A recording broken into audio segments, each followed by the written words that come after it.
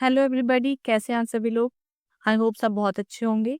मैं मानसी शर्मा आपका तैयारी चक्र में बहुत बहुत स्वागत करती हूँ। ये है तैयारी का पावर डोज। जैसा कि आप सब लोगों ने थंबनेल पर हमारा देख लिया होगा कि क्या टॉपिक है आज का। आज हम पढ़ने जा रहे हैं कारक। तो चलिए स्टार्ट करते हैं।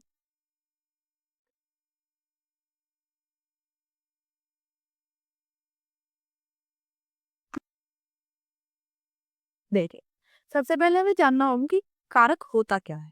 संज्ञा और सर्वनाम के साथ जो क्रिया का संबंध बनाता है, यानी ऐसे शब्द जो संज्ञा सर्वनाम के साथ में क्रिया के संबंध को दिखाता है, वो हमारा कारक होता है। कारक कितने प्रकार के होते हैं? कारक टोटल 8 टाइप्स के होते हैं, यानी 8 प्रकार के होते हैं। तो हम देख लेते हैं। सबसे पहले हम एक बार परिभाषा देखते हैं क्या होती है।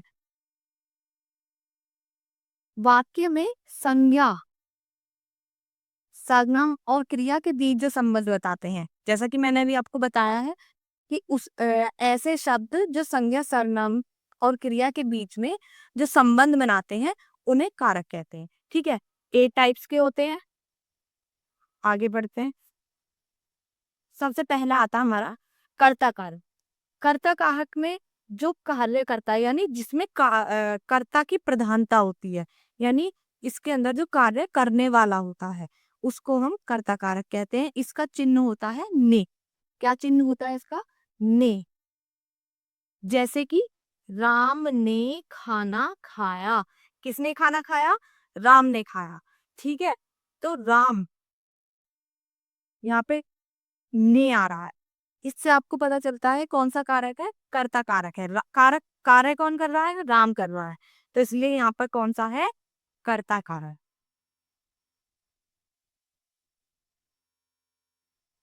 ठीक है, अब इसके अंदर दो टाइप्स होते हैं। परसर्ग सहित, यानी कि विद ऑब्जेक्ट, और परसर्ग रहित, यानी विदाउट ऑब्जेक्ट। क्या है ये परसर्ग सहित और परसर्ग रहित? ये जानते हैं हम। देखिए, राम ने खाना खाया, यानी राम ने क्या खाया, जिससे जब हमें क्या का जवाब मिल जाए वो होता है परसर्ग सहित। यानी राम ने क्या खाया? राम ने खाना खाया। ठीक है, अब और अगर ये होता राम ने खाया, क्या खाया? पता नहीं। ये हमें पता है कि राम ने करा है कार्य, यानी कर्ता कारक हो गया। लेकिन परसर्ग सहित है या रहित है, कभी कभी ऐसा क्वेश्चन भी बन जाता है कि अब ये जो हमारा वाक्य दिया हुआ है, ये परसर्ग सहित है या रहित है। तो हमें इसमें बताना होगा ये परसर्ग रहित है, क्योंकि हमें ये नहीं पता कि यहाँ पर क्या खाया है। यानी हमारे पास ऑब्जेक्ट नहीं है। खाने की क्रिया करी गई है, लेकिन क्या खाया ये हमें नहीं पता है। आई होप सबको समझ आ गया होगा। ठीक है, इसका हम और एग्जाम्पल ले लेते हैं।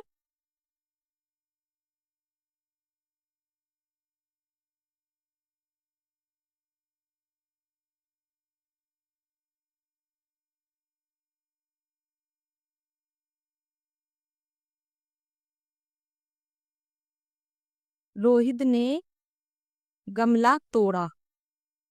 क्रिया हो गई, किसने करी? रोहित ने करी। रोहित ने गमला तोड़ा।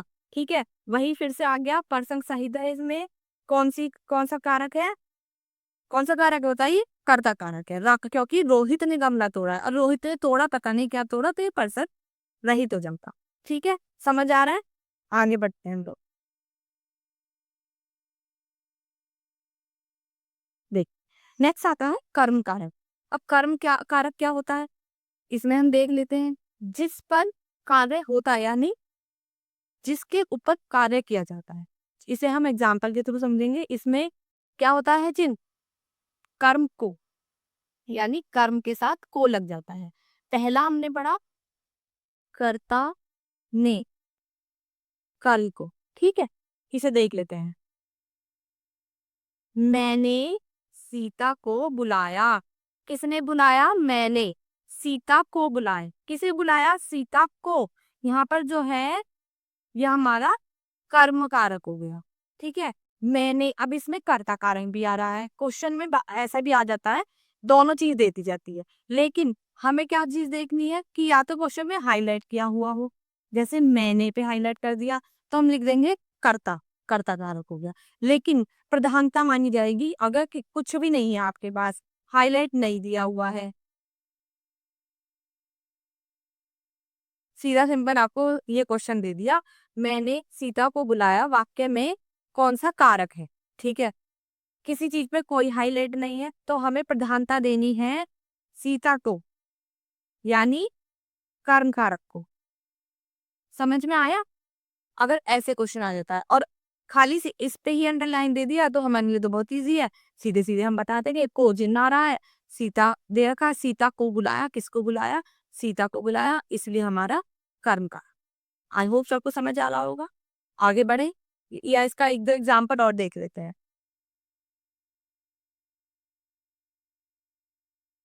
राम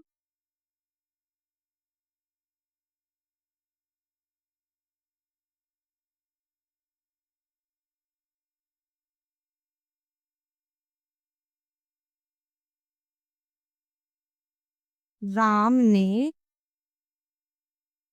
रावण को मारा।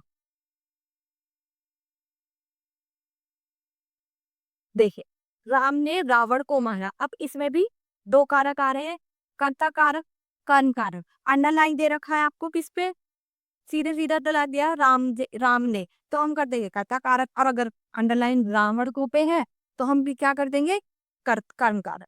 समझ आई ये बात? और अगर अंडरलाइन दोनों पे किसी पे भी नहीं है, फिर आपको मैं बता रही हूँ बार बार, अगर अंडरलाइन किसी पर नहीं है और सीधा वाक्य दे दिया राम ने रावण को मारा, तो प्रधानता मारा पे जाएगी, यानी किसको मारा, रावण को मारा। हम किससे पहचानेंगे, को वाले चिन्ह से पहचानेंगे, कर्म कारक। ठीक है, कोई डाउट हो तो आप लोग हमारे कमेंट बॉक्स में हमें कमेंट करके बता सकते हैं, मैं आपका रिप्लाई जरूर करूँ। ओके, चलिए आगे बढ़ते हैं। अब आता है कर्ण कारक। कर्ण कारक यानी किसी चीज के द्वारा, जैसे मैं आपको पेन से पढ़ा रही, ठीक है, पेन से किसी चीज का यूज करना, किसी टूल का यूज करना, किसी के द्वारा कुछ कार्य करना, तो उसको हम बोलेंगे कर्म कारक। ठीक है, समझते हैं, इसको अच्छे से समझते हैं। इसकी परिभाषा में हम देखेंगे जिसके द्वारा कार्य होता है, के द्वारा, इसका होता है, मैंने आपको बताया था कर्ता ने कर्ण को, इसका चिन्ह होगा कर्ण से। इसको हम ऐसे क्रम में ही याद करेंगे, जो मैंने दो लिखवाए थे प्रीवियस स्लाइड पे उनको लिख लेना। अब थर्ड नंबर पे आएगा आपका कर्ण से या के द्वारा, सेम ही बात है।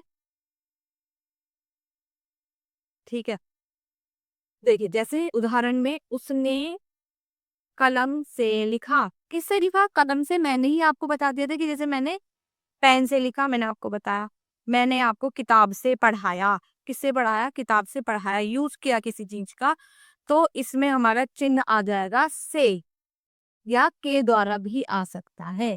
इससे हम पहचान लेंगे कि यह हमारा कायनताओं के अंतर्गत आता है। समझ में आया सभी को? देखिए, लिखना हो तो लिख लीजिए। अब इसके मैंने आपको प्रीवियस स्लाइड पे एक चीज बताई थी। देखिए, राम ने रावण को मारा, और अब मैं इसी में एक चीज ऐड कर देती हूँ, राम ने रावण को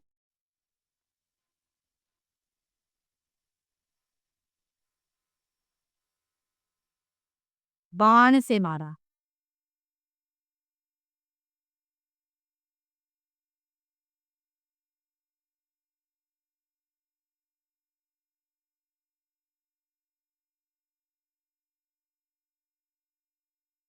देख, राम ने रावण को बाण से मारा, मैंने बाण से को हाईलाइट कर दिया है, यानी मारा किस चीज से, किसी चीज के द्वारा मारा, बाण से मारा। तो अगर ऐसा सेंटेंस आता है और अगर हाईलाइट है तो सीधा सीधा बिना कुछ सोचे आंखें बंद करके आपको कर्ण कारक लगाना है। लेकिन अगर हाईलाइट नहीं है, सीधा सिंपल सेंटेंस आपको दे दिया, राम ने रावण को बाण से मारा, ठीक है, तब आपको प्रधानता किसको देनी है, बाण से मारा। ठीक है, ऐसा क्वेश्चन आ जाता है, बच्चे गलती कर देते हैं और आपको ये गलती नहीं करनी है। ठीक है, इसीलिए मैंने आपको ये चीज़ बार-बार हाइलाइट करके बताई है। आई होप सबको समझ आ रहा है? आगे दो देखिए, संप्रदान कारक। संप्रदान कारक, इसका चिन्ह होता है संप्रदान ओ।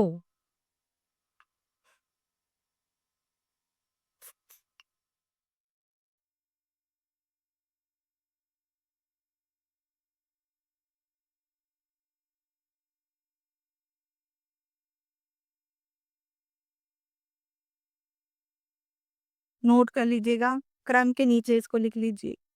बाकी तो मैं आपको लास्ट में स्लाइड दूंगी, आपको सारे चिन्ह को एक साथ समझाऊंगी, फिर भी आप लिख लीजिए संप्रदान को। अब इसकी परिभाषा, जिसके लिए कार्य होता है, यानी किसी चीज की कोई कार्य किसी के लिए किया जाए। जैसे मैंने भाई को किताब दी। किसने? मैंने भाई को किताब दी। ये बात आपको क्लियर हो गई? यानी किसके लिए किताब ली भाई? मैंने भाई के लिए दी है, भाई को दे दी। यानी मैंने भाई की, याद है को है ना, इस को का अर्थ के लिए ही है, कंफ्यूज मत होना। जैसे मैंने भाई के लिए किताब ली या दी, कुछ भी हो सकता है।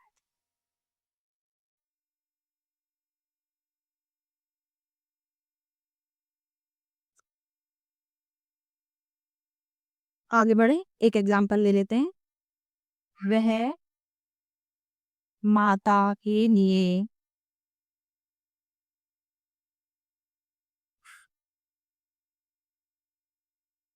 फूल लाया। ठीक है, वह माता के लिए आ गया इसमें क्लियर। ठीक है, मैं वह माता के लिए फूल लाया, तो आपका के लिए क्या हो गया? आपका संप्रदान कारक हो गया। समझ में आया? सब अच्छे से समझ आया?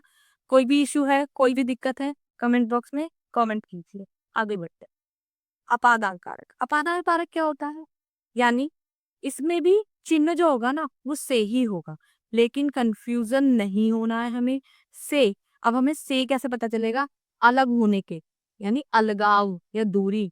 इससे का मतलब होता है अलग होने के ही। ठीक है, अलग होना, किसी चीज से अलग होना। जैसे वह गांव से आया, अब वह गांव से दूर हो गया ना, गांव से अलग हो गया, अलगाव हो गया। समझ आ रहा है? ऐसे ही इसका एग्जाम्पल लेते हैं। पत्ता पेड़ से गिरा, अलग हो गया। अलग हो गया ना, यहाँ से तो है, ठीक है, लेकिन कौन से सेंस में है? अलग होने के सेंस में है। कर्म, कर्ता ने कर्म को कर्ण से, एक से वहां भी आ रहा, एक से यहाँ भी आ रहा, लेकिन दोनों में डिफरेंस है। उससे का अर्थ है के द्वारा किसी चीज को यूज करके, और इससे का मतलब है अलग होना। आपको समझ में आ गया?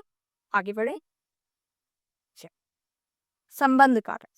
संबंध कारक क्या होता है? किसी का किसी चीज से संबंध दिखाना है, स्वामित्व या संबंध दिखाने वाला। यानी क्या चिन्ह है इसका? का, के, की। ठीक है, काफी के, काके की, एक ही बात है। यह है राम का नर है, यानी एक तरीके से पोजेशन दिखाना। समझ आया? किसी चीज का ऑनरशिप दिखाना। हिंदी इंग्लिश दोनों का यूज कर रही हूँ, समझ आ रहा है? आई होप सबको समझ आ रहा होगा। यह राम का घर है, वह गीता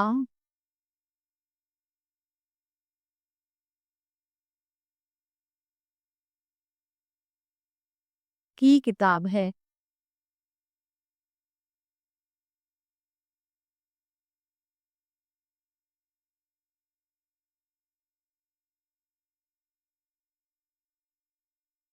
ठीक है, पोजेशन दिखा दे, किसकी किताब है? गीता की किताब है। देख लीजिए, नोट करना है नोट कर लीजिए। आगे बढ़ते हैं। अब आ जाता है अधिकरण कारक। अधिकरण क्या कारक क्या होता है?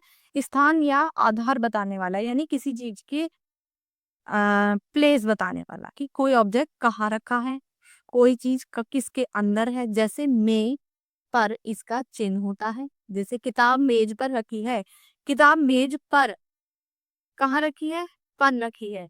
शेर गुफा में है।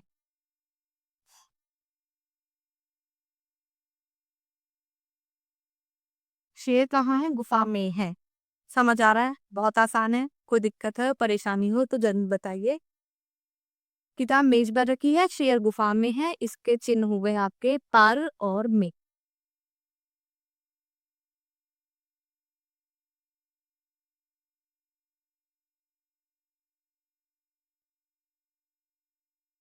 नेक्स्ट चलते हैं, संबोधक कारक।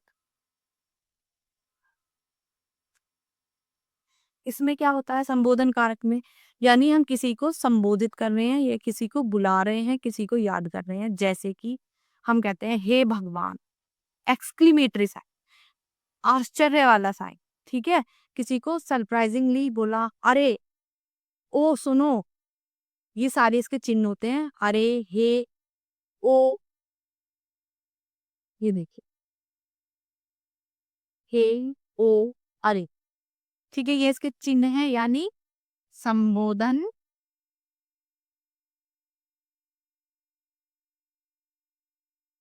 हे, अरे और ओ, इसके चिन्ह हैं।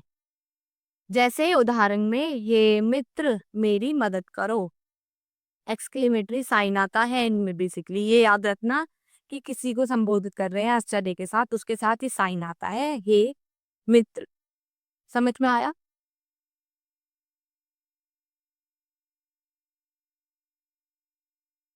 अरे सुनो,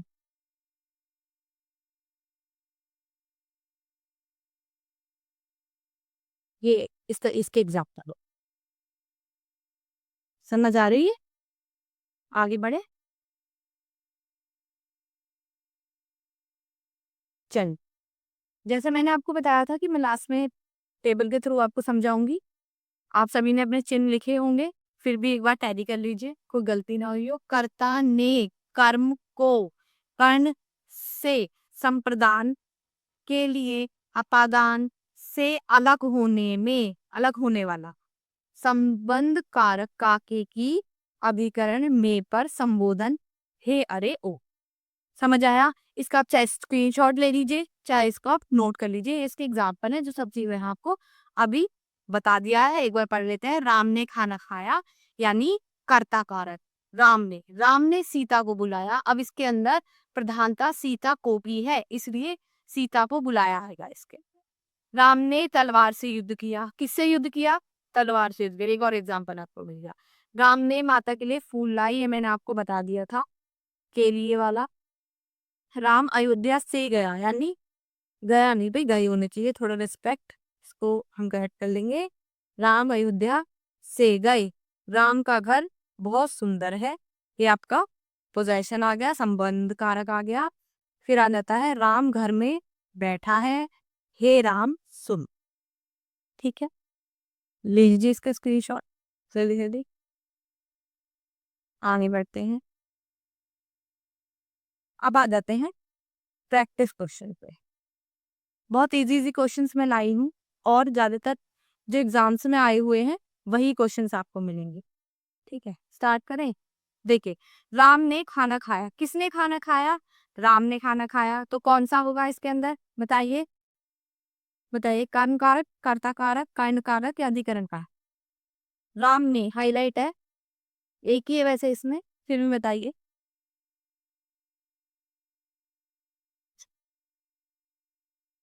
B option, B for Bombay, कर्ता कारक। शिक्षक ने बच्चों को बढ़ाया, ठीक है, यानी कर्म कारक को आया इसके अंदर, कर्म काल आ रहा है। ठीक है,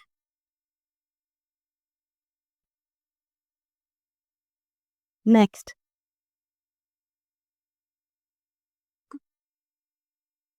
राधा ने कलम से लिखा। किससे लिखा? बताइए क्या आएगा? रिवाइज कीजिए, रिवाइज कीजिए। कर्ता ने कर्ण को कर्ण से, ठीक है, यानी के द्वारा वाला से आ गया, किसी चीज से यूज करके हमने यूज लिखा है, तो आ जाएगा कर्ण से। इसी तरीके से हमें रिकॉल करनी है चीजें, ठीक है, कि भाई कंफ्यूजन हो जाता है इतनी सारी चीजें के साथ करें, तो हमें टेबल को क्रम अनुसार याद करना है। कर्ता ने कर्ण को कर्ण से, इस तरीके से पूरी टेबल आपको याद करनी है। उससे आपको याद आ जाएगा, एकदम से क्लिक हो जाएगा हमें। सीमा गांव से आई, यानी गांव से आई से आ रहा है। बहुत इजी हो गया। कर्ण तो इसमें है नहीं, कर्ण कारक तो इसमें है नहीं, बचा क्या? अपादान कारक। ठीक है, संबंध बता नहीं रहा, कर्म नहीं बता रहा, कर्ता की प्रधानता इसमें नहीं है, बचा क्या? अपादा। ठीक है, यानी अलग होना। गांव से आ गई ना, वहां से अलग हो गई। यह मोहन का घर है। अरे मैंने आपको बताया, किसी चीज से किसी का संबंध बताना, ठीक है, यानी संबंध। किसका घर है? मोहन का घर। आई होप सबको बहुत मजा आया होगा, सबको बहुत अच्छे से क्लियर हुआ होगा। और अगर किसी को कोई भी परेशानी है तो जरूर बताइए, और हमारे चैनल को लाइक कीजिए, सब्सक्राइब कीजिए, अपने दोस्तों के साथ जो भी तैयारी कर रहे हैं उनके साथ शेयर कीजिए। आज के लिए बस, थैंक यू।